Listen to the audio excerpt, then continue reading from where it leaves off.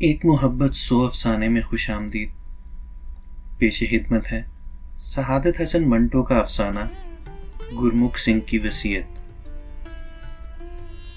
पहले छर्रा भौंकने की इक्का दुक्का वारदात होती थी।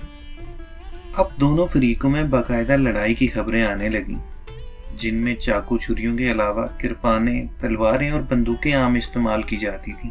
कभी कभी देसी साख के बम फटने की इतला भी मिलती थी। अमृतसर में करीब करीब हर एक का यही ख्याल था कि ये फिरका वाराना फसादात देर तक जारी नहीं रहेंगे। जोश है, यूं ही ठंडा हुआ फजा फिर अपनी असली हालत पर आ जाएगी। इससे पहले ऐसे कई फसादात अमृतसर में हो चुके थे जो देर पा नहीं थे। 10 से 15 रोज तक मार कुटाई का हंगामा रहता था, फिर खुद ब खुद फरू हो जाता था। चुनाचे पुराने तजर्बे की बिना पर लोगों का यही ख्याल था कि ये आग थोड़ी देर के बाद अपना जोर खत्म करके ठंडी हो जाएगी, मगर ऐसा ना हुआ। बल्बों का जोर दिन ब दिन बढ़ता ही गया। हिंदुओं के मोहल्ले में जो मुसलमान रहते थे भागने लगे। इसी तरह वो हिंदू जो मुसलमानों के मोहल्ले में रहते थे अपना घर बार छोड़ के महफूज मकामों का रुख करने लगे। मगर ये इंतजाम सबके नजदीक आर्जी था, उस वक्त तक के लिए जब तक फिजा फसादात के तकद्दर से पाक हो जाने वाली थी। मियां अब्दुल हई रिटायर्ड सब जज को तो 100% यकीन था कि सूरत हाल बहुत जल्द दुरुस्त हो जाएगी। यही वजह है कि वो ज्यादा परेशान नहीं थे। उनका एक लड़का था 11 बरस का, एक लड़की थी 17 बरस की, एक पुराना मुलाजिम था जिसकी उम्र 70 के लगभग थी। मुख्तसर सा खानदान था। जब फसादात शुरू हुए तो मियां साहब ने बतौर हिफ्ज़े मातुकद्दम काफी राशन घर में जमा कर लिया था। इस तरह से वो बिल्कुल मुतमईन थे कि अगर खुदा न खास्ता हालात कुछ ज्यादा बिगड़ गए और दुकानें वगैरह बंद हो गई तो उन्हें खाने पीने के मामले में ज्यादा तरद्दुद नहीं करना पड़ेगा। लेकिन उनकी जवान लड़की सुगरा बहुत मुतरद्दिद थी। उनका घर 3 मंजिला था, दूसरी इमारतों के मुकाबले में काफी ऊंचा। उसकी ममटी से शहर का 3/4 हिस्सा बखूबी नजर आता था। सुगरा अब कई दिनों से देख रही थी कि नजदीक और दूर कहीं ना कहीं आग लगी होती है। शुरू में तो फायर ब्रिगेड की टन टन सुनाई देती थी, पर अब वो भी बंद हो गई थी, इसलिए कि जगह जगह आग भड़कने लगी थी। रात को अब कुछ और ही समा होता। घुप अंधेरे में आग के बड़े बड़े शोले उठते थे, जैसे देव हैं जो अपने मुंह से आग के फवारे से छोड़ रहे हैं। फिर अजीब अजीब सी आवाजें आती जो हर हर महादेव और अल्लाह अकबर के नारों के साथ मिलकर बहुत वहशतनाक बन जाती। सुगरा बाप से अपने खौफो हरास का जिक्र नहीं करती थी, इसलिए कि वो एक बार घर में कह चुके थे कि डरने की कोई वजह नहीं, सब ठीक ठाक हो जाएगा। मियां साहब की बातें अक्सर दुरुस्त हुआ करती थी। सुगरा को इससे एक गूना इत्मीनान था। मगर जब बिजली का सिलसिला मुनक़ता हुआ और साथ ही नलों में पानी आना बंद हो गया तो उसने मियां साहब से अपनी तशवीश का इजहार किया और डरते डरते राय दी कि चंद रोज के लिए शरीफपुरे उठ जाएं, जहां अड़ोस पड़ोस के सारे मुसलमान आहिस्ता आहिस्ता जा रहे थे। मियां साहब ने अपना फैसला न बदला और कहा, बेकार घबराने की कोई जरूरत नहीं, हालात बहुत जल्द ठीक हो जाएंगे। मगर हालात बहुत जल्दी ठीक न हुए और दिन ब दिन बिगड़ते गए। वो मोहल्ला जिसमें मियां अब्दुल हई का मकान था मुसलमानों से खाली हो गया। वो खुदा का करना ऐसा हुआ कि मियां साहब पर एक रोज अचानक फालज गिरा, जिसके बायस वो साहिब फराश हो गए। उनका लड़का बशारत भी, जो पहले अकेला घर में ऊपर नीचे तरह तरह के खेलों में मसरूफ रहता था, अब बाप की चारपाई के साथ लगकर बैठ गया और हालात की नजाकत समझने लगा। वो बाजार जो उनके मकान के साथ मुल्हिक था सुनसान पड़ा था। डॉक्टर गुलाम मुस्तफा की डिस्पेंसरी मुद्दत से बंद पड़ी थी। उससे कुछ दूर हटकर डॉक्टर गोरान तामल थे। सुगरा ने शहनशीन से देखा था कि उनके दुकान में भी ताले पड़े हैं। मियां साहब की हालत बहुत मखदूश थी। सुगरा इस कदर परेशान थी कि इसके होशो हवास बिल्कुल जवाब दे गए थे। बिशारत को अलग ले जाकर उसने कहा, खुदा के लिए तुम ही कुछ करो। मैं जानती हूँ कि बाहर निकलना खतरे से खाली नहीं, मगर तुम जाओ, किसी को भी बुला लो, अब्बा जी की हालत बहुत खतरनाक है। बिशारत गया, मगर फौरन ही वापस आ गया। उसका चेहरा हल्दी की तरह जर्द था। चौक में उसने एक लाश देखी थी, खून से तरबतर। اور پاس ہی بہت سے آدمی ٹھاٹھے باندھے ایک دکان لوٹ رہے تھے۔ سغرا نے اپنے خوفزدہ بھائی کو سینے کے ساتھ لگایا اور صبر شکر کر کے بیٹھ گئی، مگر اس سے اپنے باپ کی حالت نہیں دیکھی جاتی تھی۔ میاں صاحب کے جسم کا داہنا حصہ بالکل سن ہو گیا تھا، جیسے اس میں جان ہی نہیں۔ گویائی میں بھی فرق پڑ گیا تھا اور وہ زیادہ تر اشاروں ہی سے باتیں کرتے تھے، جس کا مطلب یہ تھا کہ سغرا گھبرانے کی کوئی بات نہیں، خدا کے فضل و کرم سے سب ٹھیک ہو جائے گا۔ کچھ بھی نہ ہوا۔ روزے ختم ہونے والے تھے، صرف 2 رہ گئے تھے۔ میاں صاحب کا خیال تھا کہ عید سے پہلے فضا بالکل صاف ہو جائے گی، مگر اب ایسا معلوم ہوتا تھا کہ شاید عید ہی کا روز روزے قیامت ہو، کیونکہ ممٹی پر سے اب شہر کے قریب ہر حصے سے دھوئیں کے بادل اٹھتے دکھائی دیتے تھے۔ رات کو بم پھٹنے کی ایسی ہولناک آوازیں آتی تھیں کہ سغرا اور بشارت ایک لہجے کے لیے بھی سو نہیں سکتے تھے۔ سغرا کو یوں بھی باپ کی تیمارداری کے لیے جاگنا پڑتا تھا، مگر اب یہ دھماکے ایسا معلوم ہوتا تھا کہ اس کے دماغ کے اندر ہو رہے ہیں۔ کبھی وہ اپنے مفلوج باپ کی طرف دیکھتی اور کبھی اپنے وحشت زدہ بھائی کی طرف۔ 70 برس کا بڈھا ملازم اکبر تھا، جس کا وجود نہ ہونے کے برابر تھا۔ وہ سارا دن اور ساری رات اپنی کوٹلی میں کھانستا، کھنکارتا اور بلغم نکالتا رہتا تھا۔ ایک روز تنگ آ کر سغرا اس پر برس پڑی۔ تم کس مرض کی دعا ہو؟ دیکھتے نہیں ہو میاں صاحب کی کیا حالت ہے؟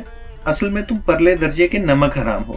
اب خدمت کا موقع آیا ہے تو دمے کا بہانہ کر کے یہاں پڑے رہتے ہو۔ وہ بھی خادم تھے جو آقا کے لیے اپنی جان تک قربان کر دیتے تھے۔ سغرا اپنا جی ہلکا کر کے چلی گئی۔ بعد میں اس کو افسوس ہوا کہ ناحق اس غریب کو اتنی لعنت ملامت کی۔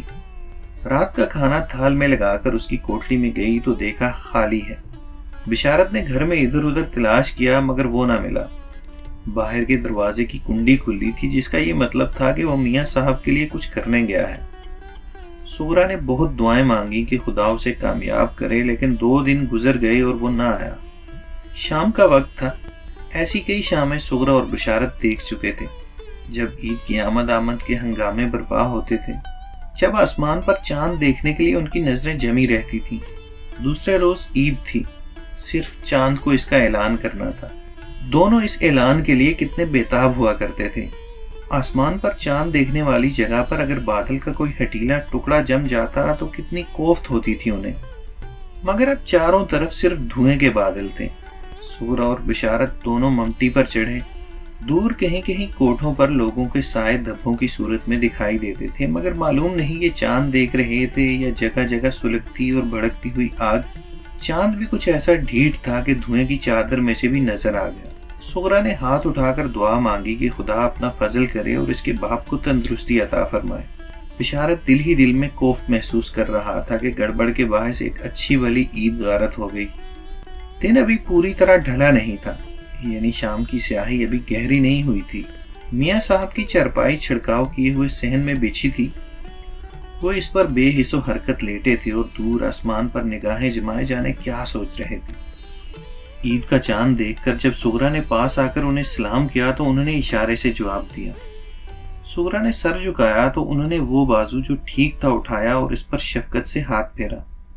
سغرا کی آنکھوں سے ٹپ ٹپ آنسو گرنے لگے تو میاں صاحب کی آنکھیں بھی نمناک ہو گئیں، مگر انہوں نے تسلی دینے کی خاطر بمشکل اپنی نیم مفلوج زبان سے یہ الفاظ نکالے: اللہ تبارک و تعالیٰ سب ٹھیک ٹھاک کر دے گا۔ این اسی وقت باہر دروازے پر دستک ہوئی۔ سغرا کا کلیجہ دھک سے رہ گیا۔ اس نے بشارت کی طرف دیکھا جس کا چہرہ کاغذ کی طرح سفید ہو گیا تھا۔ دروازے پر دستک ہوئی۔ میاں صاحب سغرا سے مخاطب ہوئے، دیکھو کون ہے۔ دروازے پر دستک ہوئی۔ میاں صاحب سغرا سے مخاطب ہوئے، دیکھو کون ہے۔ سغرا نے سوچا کہ شاید بڈھا اکبر ہو۔ اس خیال ہی سے اس کی آنکھیں تمتما اٹھیں۔ بشارت کا بازو پکڑ کر اس نے کہا، جاؤ دیکھو شاید اکبر آیا ہے۔ یہ سن کر میاں صاحب نے نفی میں یوں سر ہلایا جیسے وہ یہ کہہ رہے ہیں، نہیں یہ اکبر نہیں ہے۔ سغرا نے کہا، تو اور کون ہو سکتا ہے ابا جی؟ میاں عبدالحی نے اپنی قوت گویائی پر زور دے کر کچھ کہنے کی کوشش کی کہ بشارت آ گیا۔ وہ سخت خوفزدہ تھا، ایک سانس اوپر ایک نیچے۔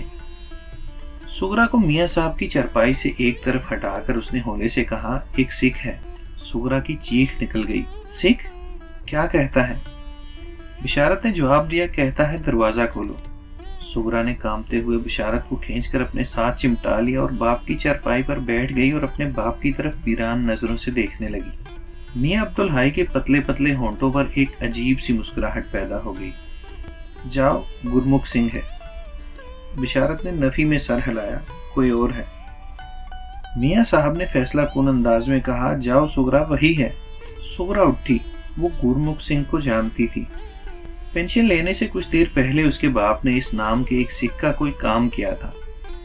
सुगरा को अच्छी तरह याद नहीं था, शायद उसको एक झूठे मुकदमे से निजात दिलाई थी। जब से वो हर छोटी ईद से एक दिन पहले रुमाली सवैयों का एक थैला लेकर आया करता था। उसके बाप ने कई मरतबा उससे कहा था, सरदार जी आप ये तकलीफ ना किया करें, मगर वो हाथ जोड़कर जवाब दिया करता था, मियाँ साहब वाह गुरु जी की कृपा से आपके पास सब कुछ है। ये तो एक तोहफा है जो मैं जनाब की खिदमत में हर साल लेकर आता हूँ। मुझ पर आपने जो एहसान किया था उसका बदला तो मेरी 100 पुश्त भी नहीं चुका सकती। खुदा आपको खुश रखे। सरदार गुरमुख सिंह को हर साल ईद से एक रोज पहले सवैयों का थैला लाते इतना अरसा हो गया था कि सुगरा को हैरत हुई कि उसने दस्तक सुनकर ये क्यों ना ख्याल किया कि वही होगा। मगर बशारत भी तो उसको सैकड़ों मरतबा देख चुका था, फिर उसने क्यों कहा कोई और है? और कौन हो सकता है? ये सोचती सोचती सुगरा ड्योड़ी तक पहुंची। दरवाजा खोले या अंदर ही से पूछे, उसके मुतल्लिक वो अभी फैसला ही कर रही थी कि दरवाजे पर जोर से दस्तक हुई।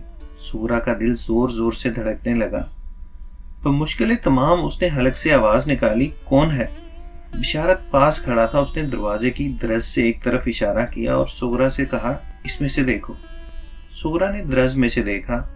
गुरमुख सिंह नहीं था, वो तो बहुत बूढ़ा था, लेकिन ये जो बाहर थड़े पर खड़ा था जवान था। सुगरा अभी दरज पर आंख जमाए उसका जायजा ले रही थी कि उसने फिर दरवाजा खटखटाया।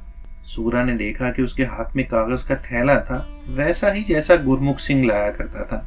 सुगरा ने दरज से आंख हटाई और जरा बुलंद आवाज में दस्तक देने वाले से पूछा, कौन है आप?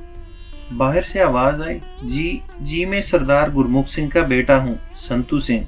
सुगरा का खौफ बहुत हद तक दूर हो गया। बड़ी शाइस्तगी से उसने पूछा, फरमाइए आप कैसे आए हैं? बाहर से आवाज आई, जी जज साहब कहाँ हैं?